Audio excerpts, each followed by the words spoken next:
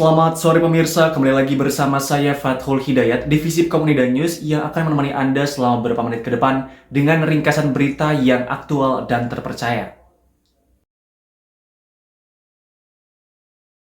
Pemirsa, puluhan lapak pedagang di pasar tradisional Aeng Toa, Takalar, Sulawesi Selatan rusak usai diterjang angin kencang disertai hujan deras. Beruntung tidak ada korban jiwa dalam kejadian ini. Info dari rekaman video warga memperlihatkan lapak milik pedagang pasar tradisional Aeng Toa rusak. Lapak pedagang yang terbuat dari kayu dan seng terporak-poranda setelah diterjang angin kencang disertai hujan deras. Sementara itu, Disperindak Takalar bersama pengelola pasar yang meninjau lokasi mencatat sebanyak 38 lapak milik pedagang yang rusak. Angin puting beliung yang menimpa pasar Aeng Toa di Kecamatan Kalisong Utara yang menyebabkan ada beberapa pedagang yang mungkin tidak bisa berjualan karena lapak-lapak yang dimiliki rusak.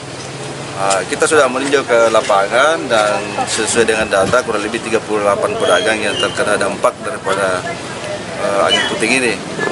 Dan insya Allah saya akan melaporkan kepada pimpinan untuk mendapatkan bantuan dan segera pasar ini bisa beroperasi kembali untuk menopang perekonomian masyarakat. Perlu saya sampaikan bahwa pasar Aeng Toa ini adalah berbatasan langsung dengan Makassar sehingga aktivitas penjualan pembeli di sini yang cukup banyak. Sementara itu pemirsa, diduga remblong, sebuah mobil box yang membawa muatan menabrak rumah warga di Jalan Lintas Barat Sulawesi, Kecamatan Simboro, Mamuju, Sulawesi Barat. Tidak ada korban jiwa dalam kejadian ini, hanya supir truk mengalami luka serius dan harus menjalani perawatan di rumah sakit.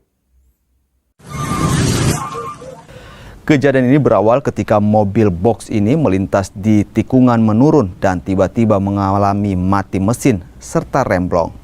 Akibatnya sopir tidak dapat mengendalikan mobil box ini sehingga menabrak rumah warga.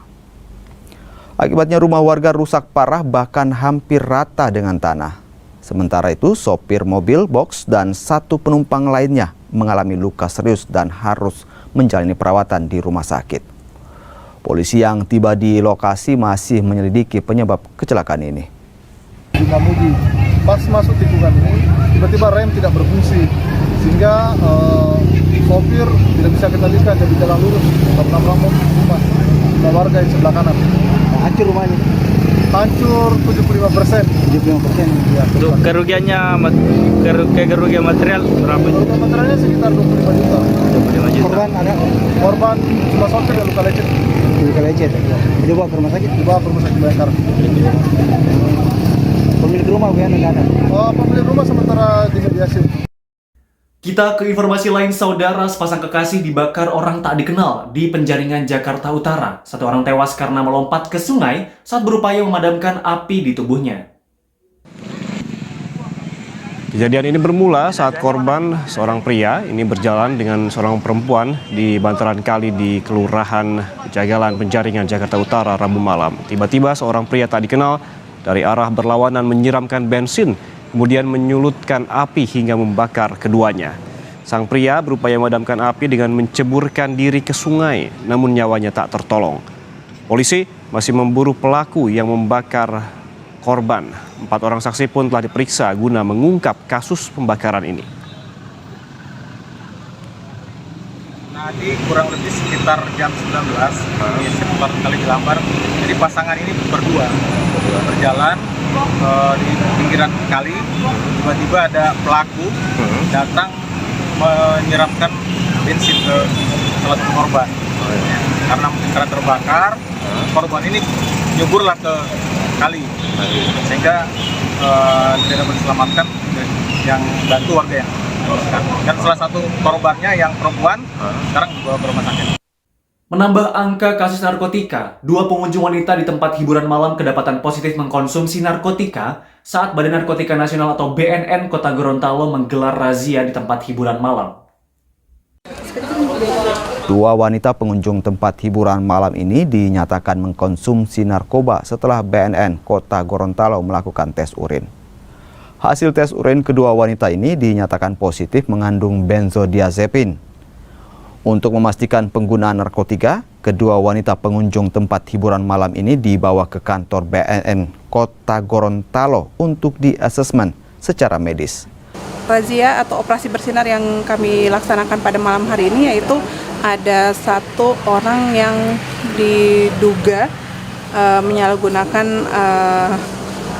golongan benzodiazepin dan itu masuk dalam golongan obat-obatan psikotropika. Dan masih ada satu orang lagi yang saat ini sudah dibawa ke kantor BNN Kota Gorontalo untuk dilakukan wawancara singkat juga. Ya kenapa? Dia samar di golongan benzodiazepin. Jadi diduga itu dia menggunakan obat-obat golongan benzodiazepin mungkin 2 minggu yang lalu. Makanya malam ini masih bisa terbaca, namun hasilnya adalah samar, jadi seperti itu.